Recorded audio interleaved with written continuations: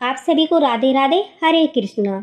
दिल्ली में रहने वाला एक परिवार जो लड्डू गोपाल की सेवा करता था, लड्डू गोपाल को अपने प्राणों से अधिक प्रेम करता था। वही परिवार जब कुछ भूल कर देता है, कुछ गलतियां कर देता है, ठाकुर जी उनसे रुष्ट हो जाते हैं और रुष्ट होने के बाद ठाकुर जी वहां से चले जाते हैं। उनके जाते ही जो भक्त के ऊपर संकट आता है, जो भक्त के जीवन में एकदम से बदलाव होता है, उसे सुनकर आप भी हैरान हो जाओगे और अपने भविष्य में ऐसी गलतियां नहीं दोहराओगे। तो चलिए सुनाते हैं लड्डू गोपाल से जुड़ी ये अत्यंत दिल को दहला देने वाली एक लीला कथा जो हमारे साथ दिल्ली से शेयर की गई है। दोस्तों, इस भक्त परिवार में एक मैया, उनका बेटा, उनकी बहू और उनके 2 बच्चे रहते थे जो लड्डू गोपाल से बहुत प्रेम करते थे। दोनों छोटे बच्चे भी अपनी दादी से भी प्रेम करते थे, वहीं दूसरी ओर लड्डू गोपाल से भी बहुत अधिक प्रेम करते थे। कुछ समय पहले उनके घर की आर्थिक स्थिति बिल्कुल भी अच्छी नहीं थी। उनका एक छोटा सा खुद का मकान दिल्ली में है, वहीं पर रहकर वह बड़ी ही तंगियों के साथ अपना जीवन यापन कर रहे थे। उसी घर में जो मैया थी वो धार्मिक प्रवृत्ति की थी। वो जैसे कि आसपास में कहीं भजन कीर्तन होते थे या भी कोई धार्मिक कार्य होता था तो उसमें सम्मिलित जरूर होती थी। तो हमेशा की तरह वह इस बार भी जहाँ जन्माष्टमी के पर्व पर एक प्रोग्राम था, मंदिर में ही भजन कीर्तन चल रहा था।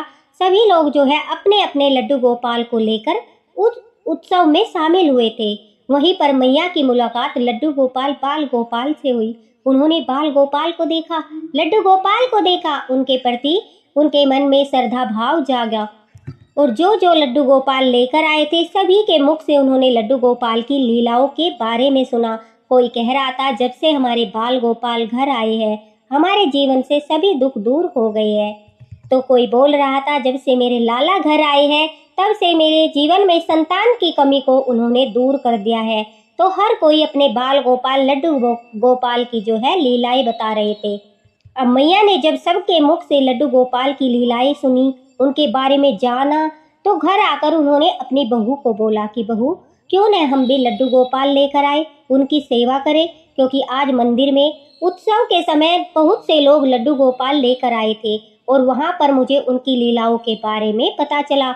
अगर हम पूरे मन भाव से, प्रेम से, समर्पण भाव से उनकी सेवा करेंगे तो ठाकुर जी की कृपा भी हम पर होगी और हमारे बुरे दिन चले जाएंगे, हमारे जीवन में भी अच्छा समय आएगा। अब अपने बेटा और बहू को ये बातें मैया बता ही रही थी कि दोनों ने कहा, हाँ हाँ, हम भी लड्डू गोपाल लेकर आएंगे और पूरे प्रेम भाव से उनकी सेवा करेंगे। दोस्तों, कुछ समय के बाद यह परिवार वृंदावन गया और वहां से बाल गोपाल लड्डू गोपाल जी का विग्रह लिया, बांके बिहारी जी के दर्शन करे, निधिवन के दर्शन करे और लड्डू गोपाल को घर लाकर बड़े ही प्रेम और भाव से जो है विराजित किया। अब मैया, उनका बेटा, उनकी बहू और उनके पोता पोती वो सब लड्डू गोपाल की बड़े प्रेम से सेवा करने लगे, बड़े ही श्रद्धा भाव से सेवा करने लगे। सुबह को स्नान कराना, भोग लगाना, विश्राम कराना, नियम से सब कुछ विधि जानकर अच्छे से घर में ठाकुर जी की सेवा करना शुरू कर दिया। मैया का जो बेटा था उसका जो है छोटा सा व्यापार था, अपनी एक कपड़ों की दुकान थी। वह भी जब दुकान पर जाता तो पहले ठाकुर जी के सामने मस्तक झुकाकर उनकी पूजा आरती करके ठाकुर जी से प्रार्थना करके ही घर से बाहर निकलता था। घर का माहौल ऐसा हो गया था मानो लड्डू गोपाल के आने के बाद उनके घर में इतना परिवर्तन हो गया कि सभी लोग इतने धार्मिक हो गए। बाल गोपाल के बगैर वह एक भी काम नहीं करते थे। कुछ भी घर में होता पहले ठाकुर जी के सामने जाकर उनके सामने मस्तक झुकाकर उन्हें धन्यवाद करते, उनसे आज्ञा लेते, तभी अपना कोई कार्य करते थे। धीरे धीरे लड्डू गोपाल की सेवा घर में बढ़ने लगी और जब इतने प्रेम भाव से और समर्पण भाव से ठाकुर जी की सेवा घर में होने लगी तो ठाकुर जी भी उनकी सेवा से प्रसन्न हुए और उनके बेटे की तरक्की होने लगी। उनकी जो वो छोटी सी कपड़ों की दुकान थी धीरे धीरे वो बढ़ने लगी। ठाकुर जी की जब दृष्टि पड़ती है, उनकी जब किसी के भक्त के ऊपर उनकी दृष्टि पड़ती है तो वह 1 मिनट में उनकी काया पलट कर देते हैं, उनका जीवन बदल देते हैं। आपने सुना होगा कि राजा को रंक और रंक को राजा बनाने वाले कि जो शक्ति है वो सिर्फ ठाकुर जी में ही है। अब मैया का जो बेटा था उसके मन में भी लड्डू गोपाल के प्रति श्रद्धा भाव था। पूरा परिवार लड्डू गोपाल के लिए भोजन बनाता, वही सात्विक भोजन खुद भी खाता था। प्रसाद के रूप में सभी लोग सात्विक भोजन ही करते थे, घर में प्याज लहसुन भी नहीं बनाते थे। अब धीरे धीरे व्यापार इतने बढ़ने लगा कि जो मैया का बेटा था उनकी खुद की जो कपड़ों की शॉप थी, अब वह बड़े बड़े स्टॉक रखने लगे और छोटी छोटी दुकानों पर सप्लाई करने लगे। उन्होंने अपना वह होलसेल बिजनेस बना लिया और उन्हें काफ़ी मोटा मुनाफा होने लगा। दिन प्रतिदिन उनकी उन्नति होने लगी। अब जब आदमी के खर्चे कम होते हैं और वो उन्नति की ओर बढ़ता है और कमाने लगता है, अधिक पैसा कमाने लगता है, तो आदमी के पास जो है पैसे जुड़ना शुरू होते हैं। मैया के बेटे ने जल्द ही कुछ पैसे जोड़ लिए और अपने लिए एक बड़ा सा घर खरीद लिया। सभी लोग काफ़ी खुश थे कि वह छोटे से घर से बड़े घर में चले गए। ठाकुर जी की इतनी बड़ी कृपा हुई कि उन्होंने आते ही उनका जीवन बदल दिया। कहाँ वह एक छोटे से घर में रहते थे जो सिर्फ जिसमें 2 कमरे थे, रसोई और थोड़ी सी जगह बाकी थी, लेकिन लड्डू गोपाल के विराजित करने के बाद उनके जीवन में दिन प्रतिदिन प्रगति होने लगी, उन्नति होने लगी, व्यापार बढ़ने लगा। तो कुछ ही समय में छोटे घर से वो बड़े घर में आ गए। ठाकुर जी की इतनी कृपा उन पर हुई। अब घर में सभी काफ़ी खुश थे। अब धीरे धीरे पैसा आना शुरू हुआ और जब पैसा आता है इंसान के पास तो उसका रहन सहन, उसकी दिनचर्या पर भी फर्क पड़ता है। अब जो घर में छोटे बच्चे थे वो जो है वो सात्विक भोजन नहीं करते थे। आए दिन उन्हें पिज़्ज़ा, बर्गर, बाहर से खाना ऑर्डर कर कर मंगवाना, उन्हें खिलाना, यह सब चलने लगा था। धीरे धीरे उनका जो है डेली रूटीन वो चेंज होने लगा था। उनके जीवन में बदलाव हो गया था। पहले अगर कुछ खरीदते थे तो उन्हें 4 बार सोचना पड़ता था, लेकिन अब उनके पास पैसा था, सब कुछ था, किसी चीज़ की कोई कमी नहीं थी। तो जब बच्चे जिद करते तो मैया की जो बहू थी वो तुरंत से बच्चों के लिए कुछ ना कुछ बाहर से ऑर्डर कर देती थी और ऑर्डर करने के बाद वो बच्चों को खिला देती थी। धीरे धीरे उसके खुद के खान पान में भी बदलाव होने लगा। अब जब बच्चों के लिए मंगवाती तो वह थोड़ा ज़्यादा मंगवा लेती, खुद भी वही खाती और बच्चों को भी वही खिला देती थी।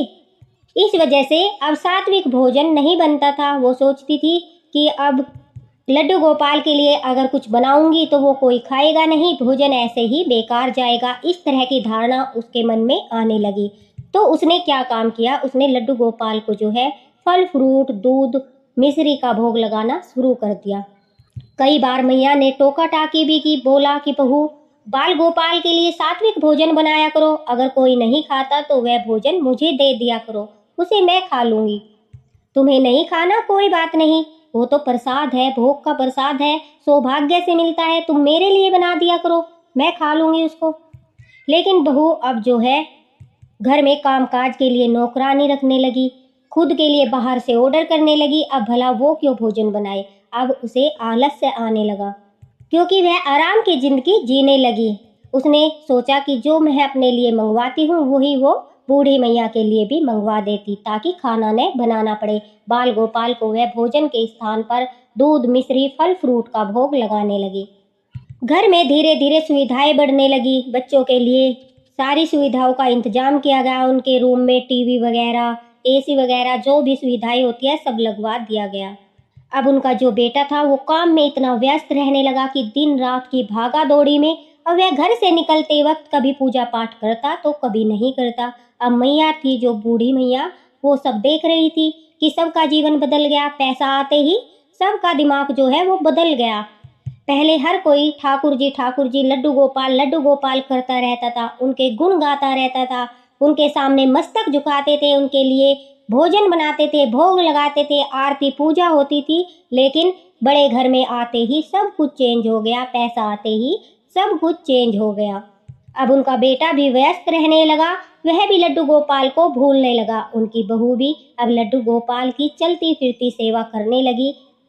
जल्दी जल्दी से स्नान कराना, फटाफट से भोग लगाना और फिर अपने जीवन को जीने में व्यस्त हो गई। बाहर घूमना, सहेलियों के साथ किट्टी पार्टी करना, दूसरी चीज़ों में उनका ध्यान चला गया। क्योंकि जब पैसा आने लगता है तो व्यक्ति का दिमाग जो है वो खराब होने लगता है।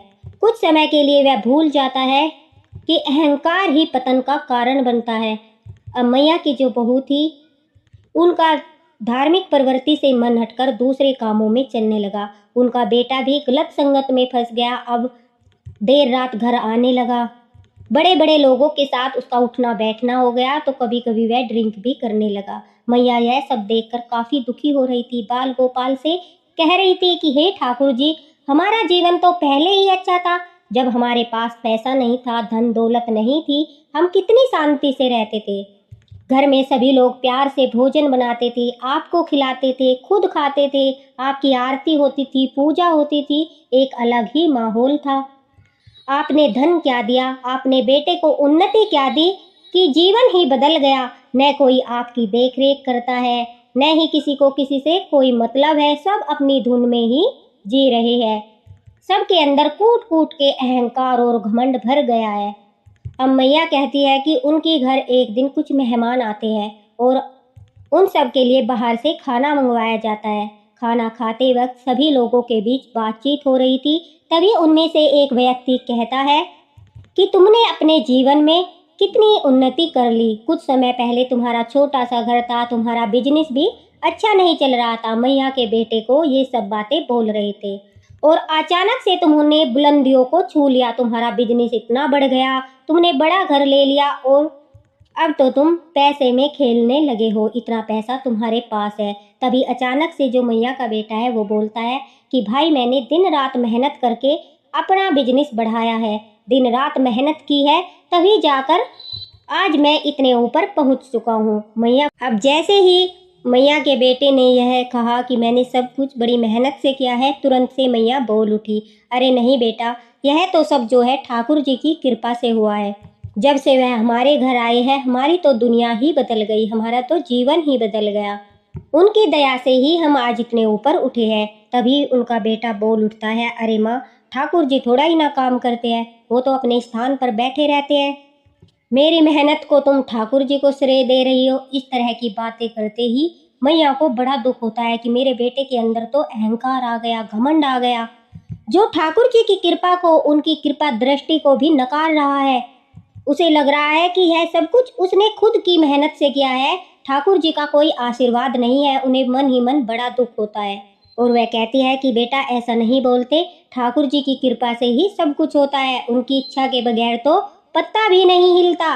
लेकिन उनका बेटा बार बार यही कहता रहा कि नहीं, मैंने सब कुछ अपने दम पर किया है, अपनी मेहनत से किया है, ठाकुर जी का इससे कोई लेना देना नहीं है। अब शायद यह उस व्यक्ति की आखिरी गलती थी, क्योंकि ठाकुर जी अपने भक्तों की 1000 गलतियों को माफ करते हैं, नजरअंदाज करते हैं, उन्हें बार बार मौका देते हैं गलतियां सुधारने का कि मेरे भक्त को अकल आएगी, वो वापस से मेरी शरण में आएगा। लेकिन आज जो है वो लिमिट क्रॉस हो चुकी थी। उन्होंने ठाकुर जी की कृपा दृष्टि को, उनके आशीर्वाद को ही ठुकरा दिया, बोल दिया कि सब कुछ हमने खुद ही किया है। अब यहाँ से उनके पतन का कारण बनता है, जो जीवन में कभी भी यह भूल नहीं करनी चाहिए। आप चाहे कितनी भी ऊंचाइयों पर पहुंच जाओ, कितना भी पैसा कमा लो, अगर घर में ठाकुर जी की सेवा होती है तो उसका श्रेय सिर्फ ठाकुर जी को ही जाता है, क्योंकि वही हमारे घर के स्वामी होते हैं, वही हमारे जीवन के निराधार होते हैं, वही इस चीज का फैसला करते हैं कि हमें ऊंचाइयों पर पहुंचाना है या फिर नीचे गिराना है।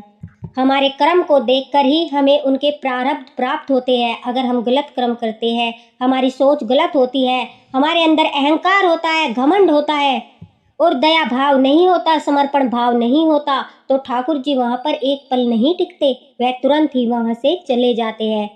अब मैया को तो अंदेशा हो गया था कि अब जो है कुछ अच्छा नहीं होने वाला, अब सब कुछ जो है गलत गलत होगा।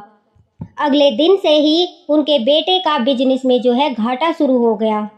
दिन प्रतिदिन उन्हें लॉस होने लगा और इतना घाटा हो गया कि उनके ऊपर कर्जा हो गया। जो घर उन्होंने खरीदा था दोस्तों, वही घर बेचकर उन्हें कर्जा चुकता करना पड़ा और फिर से वापस अपने उसी पुराने घर में आकर रहना पड़ा जहां से वह गए थे। तो देखा, जब ठाकुर जी कृपा करते हैं, ऊपर उठाते हैं, तो कभी भी यह नहीं बोलना चाहिए कि हमने अपनी मेहनत के दम पे सब कुछ किया है, बल्कि यह कहना चाहिए कि हे ठाकुर जी, तेरी कृपा से ही सब कुछ संभव हो पाया है, तेरी कृपा से ही आज मैं इतने ऊपर उठ पाया हूँ। और न ही सेवा कम करनी चाहिए, न उनका नाम लेना छोड़ना चाहिए। जो रूटीन हमारा चलता आ रहा है उसे मरते दम तक निभाना चाहिए। अब जब वह पुराने घर में वापस आ गए तब उनकी माताजी ने, जो बूढ़ी मैया थी, उन्होंने कहा, बेटा देखा, जब ठाकुर जी ने तुझे ऊपर उठाया, इतना सब कुछ दिया, तूने उसे नकार दिया कि तूने अपने दम पर सब कुछ किया है, लेकिन ठाकुर जी ने तुझे दोबारा उसी जगह पर लाकर पटक दिया जहां से तुझे उठाया था, क्योंकि तेरे अंदर अहंकार आ गया था, तेरे अंदर मैं आ गई थी, तेरे अंदर घमंड आ गया था। और ठाकुर जी कभी भी उसके नहीं हो सकते जिसके अंदर अहंकार होता है, ईर्ष्या होती है, लालच होता है। ठाकुर जी तो निस्वार्थ भाव वाले, समर्पण भाव वाले भक्तों के साथ रहते हैं, उन्हें ऊपर उठाते हैं और हमेशा कृपा करते रहते हैं। अब उनके बेटे को अपनी गलती का एहसास हो गया था। उन्होंने ठाकुर जी से माफ़ी भी मांग ली, लेकिन अब काफ़ी देर हो चुकी थी। दोबारा से यह परिवार अब ठाकुर जी की सेवा कर रहा है, निस्वार्थ भाव से कर रहा है, समर्पण भाव से कर रहा है। वह कहते हैं कि हमारे मन में कोई भी लालच नहीं है कि हमें घर चाहिए, हमारा कारोबार बढ़ाइए। हम बस ठाकुर जी की सेवा करना चाहते हैं और जो कुछ भी उन्होंने दिया है उसी में संतुष्ट है। क्योंकि हम यह जान गए हैं, जब पैसा आता है, जब आदमी के पास दौलत बढ़ती है तो उसका दिमाग भी बदलता है, उसका दिमाग भी खराब होता है, उसमें अहंकार आने लगता है। हमें ऐसा धन नहीं चाहिए जिसके कारण हम अपने ठाकुर से दूर हो जाए, हम अपने बाल गोपाल से दूर हो जाए। हमें ऐसे धन की आवश्यकता नहीं है। अब यह तो ठाकुर जी ही जानते हैं कि कौन उनकी समर्पण भाव से सेवा कर रहा है, निस्वार्थ भाव से सेवा कर रहा है, प्रेम से सेवा कर रहा है। यह तो सिर्फ ठाकुर जी ही जानते हैं। लेकिन अब दोबारा से इस परिवार ने डेली रूटीन से उसी तरह लड्डू गोपाल की सेवा करना शुरू कर दिया। और ठाकुर जी से यही प्रार्थना है, अगर वह सच्चे भाव से, समर्पण भाव से उनकी सेवा कर रहे हैं, अगर ठाकुर जी उन पर कृपा करना चाहते हैं तो वह अवश्य ही करेंगे। तो देखा दोस्तों, किस प्रकार से ठाकुर जी जो है एक पल में ऊपर उठाते हैं और घमंड आते ही, अहंकार होते ही एक पल में जितनी सीढ़ियों से ऊपर उठाया नीचे लेकर आते हैं। इसलिए अहंकार नहीं करना चाहिए, घमंड नहीं करना चाहिए। जो भी आपके जीवन में होता है, अगर आप लड्डू गोपाल भक्त हैं, ठाकुर जी के भक्त हैं, तो प्रणाम करके उनके चरणों में शीश झुकाइए और कहिए कि हे ठाकुर, आज हम जो भी है वो आपकी कृपा से ही है। आप हमारे घर के स्वामी हो, आप हमारे जीवन के कर्ता धर्ता हो। हमारे जीवन में जो भी घटना घटित होती है वह सब आपके हाथों से, आपकी कृपा से, आपके ही द्वारा होती है। अपनी कृपा हम पर बनाए रखना, कभी भी हमें अपने से दूर मत करना। इस तरह की प्रार्थना करते हुए निरंतर ठाकुर जी की सेवा करनी चाहिए। इसी के साथ राधे राधे, हरे कृष्णा। मिलते हैं अगली लीला कथा के साथ। इस लीला कथा से आपको काफ़ी कुछ सीखने को मिला होगा। अगर आपको यह लीला कथा पसंद आई तो इसे शेयर अवश्य करना और दोस्तों इसे लाइक भी करना और अपने जीवन का एक उद्देश्य बना लीजिए कि हमारे जीवन में कितनी भी खुशी आए, कितना भी पैसा आए, हम ठाकुर जी को नहीं भूलेंगे, उनसे उतना ही प्रेम करेंगे जितना हम करते हैं। राधे राधे।